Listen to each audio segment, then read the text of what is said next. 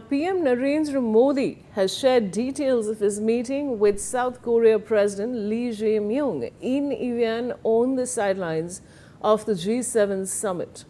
He says both leaders held a very good conversation and recalls his recent visit to India when he hosted the South Korean president 2 months ago. Modi emphasized that India and South Korea are expanding cooperation in trade, commerce and futuristic sectors, including technology and innovation.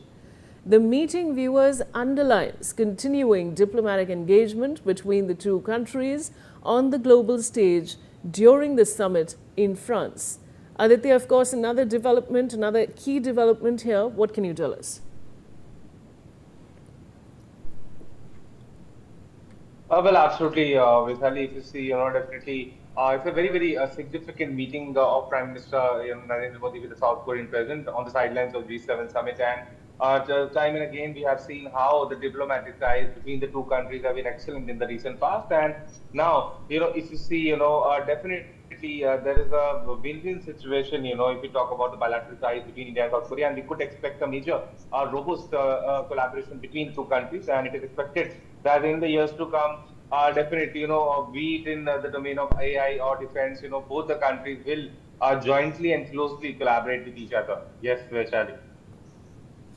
Now, Aditya, of course, we're talking about an important conversation here. Now, tell us about, the recent visit to India.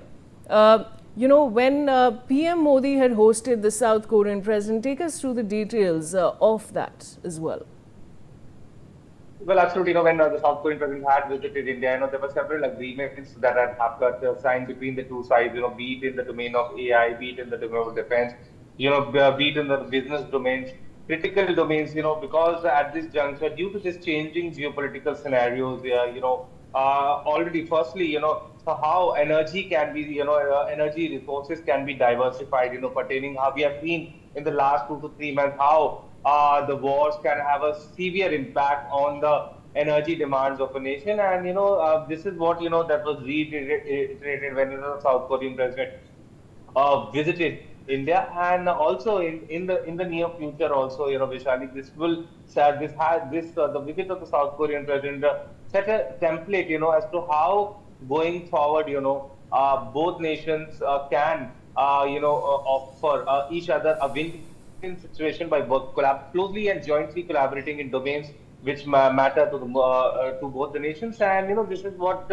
also this was reiterated during this meeting between Prime Minister Modi and the South Korean president on the sidelines of G7 summit in Evian. And definitely, we could expect a robust collaboration between the two countries and the strengthening of the diplomatic ties between India and South Korea. Vaishali. All right, Aditya, stay on now. The G7 leaders have expressed support for a US-Iran deal aimed at reducing regional tensions and stabilizing the situation in the Gulf region during the summit in France. The leaders also reaffirmed their strong and unified support for Ukraine, stressing continued backing for its sovereignty, security and territorial integrity. The statements come amid broader discussions at the G7 summit on global security, energy and geopolitical stability. So, Aditya, the wars that are, of course, happening are taking center stage at the G7 summit. Well, definitely, this is one of the major development, that the US-Iran deal, already we have seen this MOU has been signed between the US and Iran.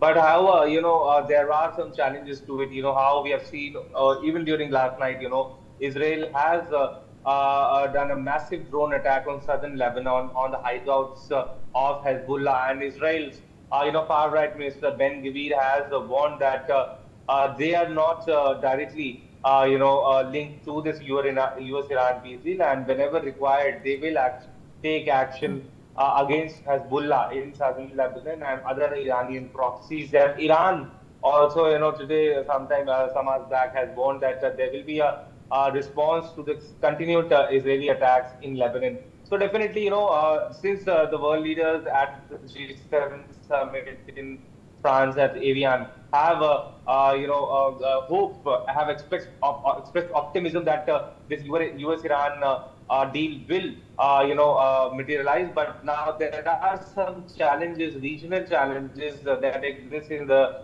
region and beyond. With the Houthis also now flexing their muscles in Yemen, and now Hezbollah also remaining at the forefront. So, Vishali, from here on, it needs to be seen whether how things unfold in this scenario.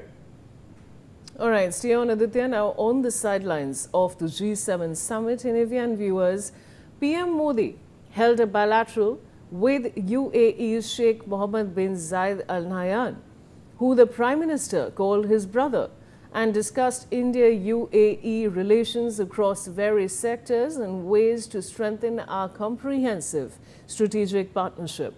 In a social media post, PM Modi further added, and I quote, "I also renewed my thanks and appreciation to him and to the government of the UAE for their attention and care toward the Indian expatriate community residing in the country." What can you tell us on this, Aditya? Well, absolutely. PM has had very fruitful discussion with the UAE president, and definitely, the topmost priority was to how both the countries can diversify the energy resources. We have seen back to our